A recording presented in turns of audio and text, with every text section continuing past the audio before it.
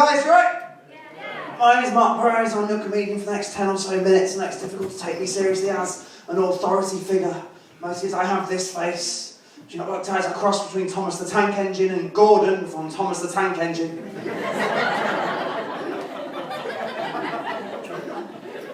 Or a bi-curious schoolgirl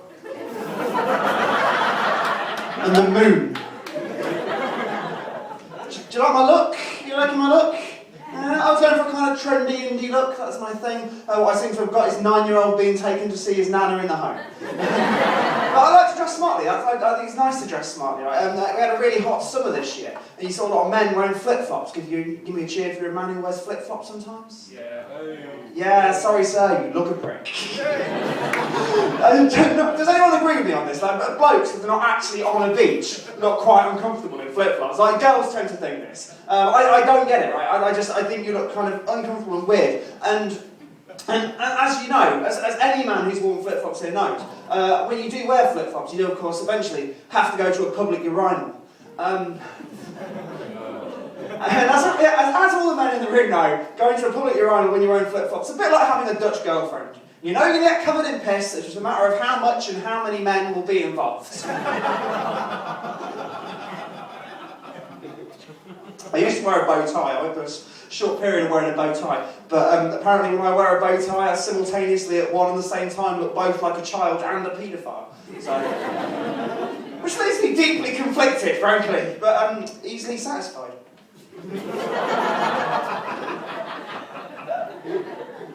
Oh dear. No, it's fine.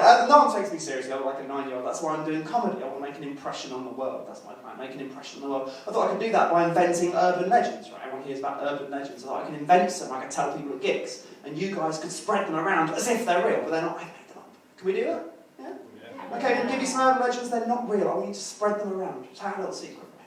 So, urban legend number 1: the Eiffel Tower and Blackpool Tower are the same height.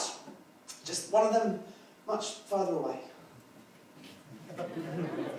Urban legend number 2: if enough women live together for long enough, their iPods will synchronise. Yeah?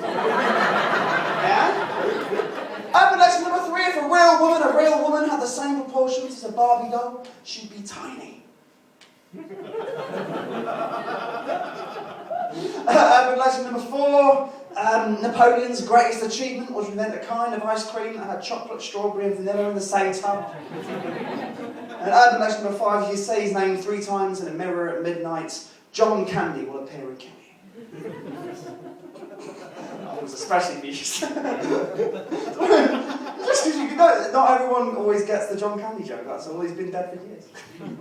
So well done. No, I like that bit. That's my favourite bit of material I do. Right, but I do it all my gigs. But I've got a problem with it in that it's not true. I like things that are true. I'm a big music geek. Right, and I like lyrics that have got truth and honesty. Like Bono from U2 once said, all you need is 3 chords and the truth. Brilliant, as far as I'm aware, all he ever had is 1 chord put through 15 effects pedals and a total unwillingness to look facts in the face. Lyrics are better if they're true. Stuff like, whoa, huh, what is it good for? Stimulating the economy, yeah, that sort of thing. What is it good for? Acquiring land and resources, that sort of thing. What is it good for? Deflecting the media's attention to a foreign conflict to cover it for a poor domestic policy. That sort of thing. Right? No, lyrics are better if they're true. All you need is love and food. Obvious. You know, lyrics are better if they're true. There ain't nothing wrong with a little bump and grind. There ain't nothing wrong with a little bump and grind. That right, R. Kelly? That what you found? Okay, a couple of blank faces just to explain in case anyone didn't get the joke right. R. Kelly, the sexy R&B singer we know him about 15 years ago, released a sexy tune, There Ain't Nothing Wrong, a little bump and grind, massive hit, you hear on the radio all the time, that's when we think of this, right? I heard it on the radio. Subsequently, of course, R. Kelly accused and convicted for having sex with a 14-year-old girl. A bit uncomfortable now, isn't it? Like every time I hear that song, I think that is massively inappropriate. In this case, there is certainly something wrong with a little bump and grind. But there's no consistency to it in radio policy. In 1974, Gary Glitter wrote a song, I don't know if you know it, it's called Do You Want to Touch Me There? Lyrics genuinely go like this. Do you want to touch? Do you want to touch? Do you want to touch me there? Where? There? Yeah. You never hear that anymore. Radio won't touch it. No one takes me seriously. I do like a 9-year-old, that's fine. It comes down to where I come from.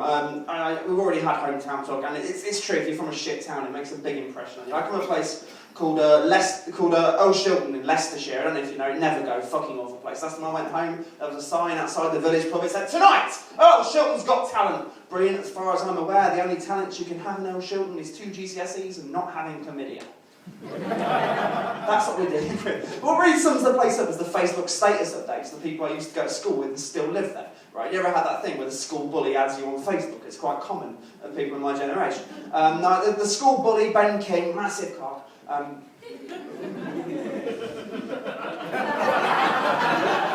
Didn't have. It wasn't that kind of bullying.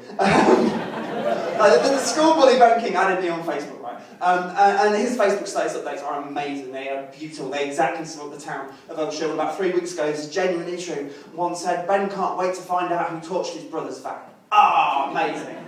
Tom King likes this. It's his brother. It gets a little bit uncomfortable sometimes. About a week later, there was one that said, people overshare on Facebook. There's one that said, "Ben can't understand why a man can't see his own kids. This shit is going down." Ooh. Click. I'm reading this. The whole story unfolded. 10:15. Ben can't understand why a man can't see his own kids. This shit is going down. 10:17. This is the worst day of my life. Why can't this be over? 10:18. I don't understand why everyone's being so horrible, but when will this end? 10:22. Ben Leslie. Which character from Hollyoaks are you, Chris? Turns out he was Tony. Genuinely true. And my own little sister, bless her, I love her to pieces, but she's very much of the town of Old Shilton. She recently moved to Spain. My dad lives in Spain. And to get to my dad's, she had to drive through Madrid. Now, I've always wanted to go to Madrid. I've never been. My little sister rang me up and said, "Mark, I've been to Madrid." I went, how was it? And she went, "Oh, Mark, it's brilliant. Oh, Madrid is lovely. It's great. It's got the biggest Primark I've ever seen!"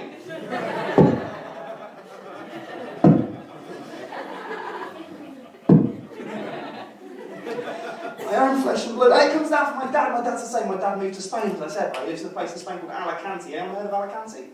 Right, essentially Birmingham-on-Sea. Right, there's not a Spaniard within 40 miles of the place. My dad, right, has lived there for 3 fucking years. He doesn't speak a word of Spanish. The only Spanish bloke he ever speaks to is the bloke who works for the Chinese. Who's Chinese? And I kind of keep going, why are you there? He's working as a labourer, he's not even doing anything. Like, apparently Spain has no labourers during a recession. My dad's knocking down walls at the age of 54. I was like, "Why are you there? Why don't you come home?" And he's like, "Oh, it's the immigrants, Mark. It's in Britain, it's the immigrants. They've opened the floodgates. Like, it's a proper white man van, it's horrible. Like, they've opened the floodgates. Like, they come in here, stealing our jobs, they don't learn the language. Oh, God!" And he's losing his grip. He's losing his grip on reality. He recently, I wrote this crap joke. My dad likes really awful jokes. And I wrote this crap joke.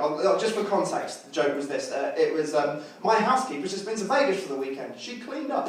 Right? Dreadful. Yeah, thanks. My dad loves stuff like that, so I texted to him. And afterwards I put in brackets, "I wrote that, I hope you're proud." And his reply was genuinely baffling. And he's losing his grip on reality. His reply was, "Oh, brilliant, son. I've not been to Vegas." "I've not got a housekeeper either. I've been doing some work for a woman in the mountains. She's very grateful, if you know what I mean." What? Oh, dear God. That's why I'm doing comedy. But the thing is, what I've learned from doing comedy is everyone's hilarious. Every single one of you can tell me a joke or make me cry with laughter. It's brilliant. The human race is genuinely amazing. I just love people. People are hilarious. We had a couple of teachers in the room, right? Can you check if you're a teacher? Yes. Is he what age group? Primary year 6.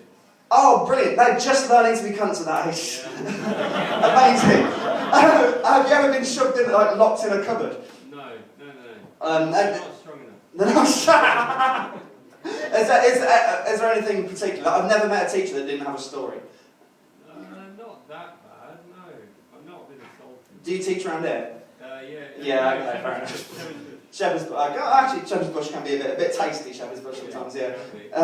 I stick with the kids, I wouldn't go to the secondaries there. The kids are genuinely fucking brilliant, I love them. When we were 15, the funniest thing I think I've ever seen, the science teacher went out of the room for 5 minutes, we turned on the gas taps and pretended we were dead. Fucking brilliant.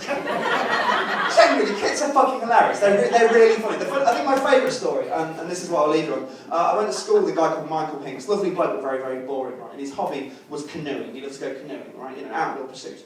And as only a teenage boy can, he talked about his hobby all the fucking time. It was boring, it was really, really dull. He genuinely talked about it as often as he could, and it bored us to tears. And some genius in my class, I can't remember who, I really wish I could so I could tell you that this is amazing, but some genius in my class decided to save our sanity, to make Michael Hinks more interesting. We had to do something. We had to change the meaning of the word canoeing and not tell him. My friend decided that when Michael Hinks talked about canoeing, he didn't mean canoeing. Canoeing was a euphemism for masturbation. Suddenly everything he said was hilarious. What are you doing tonight, Hinks? See, genuinely, I can't come out. I'm cleaning my canoe. You want to come out tonight? I can't. I'm going canoeing. We piss ourselves. He never knew why. My favourite one, the best one, this is what I'll leave on. At the time we said, Hinksy, we're going downtown, going on Hinkley. We're going to go to the zoo. It's the local club. It's fucking brilliant. You should come. Do you want to come? And he went, oh, guys, I'd love to. I'd love to, but I can't. I've got an early start tomorrow morning. I'm going canoeing with my dad. He's going to teach me some new moves. That, ladies and gentlemen, was the funniest thing I've ever seen. You've been lovely. My name's Mark. Thank you very much.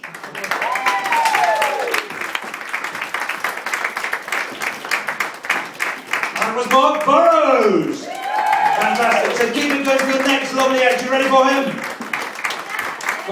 Vocalise. Are you ready for him?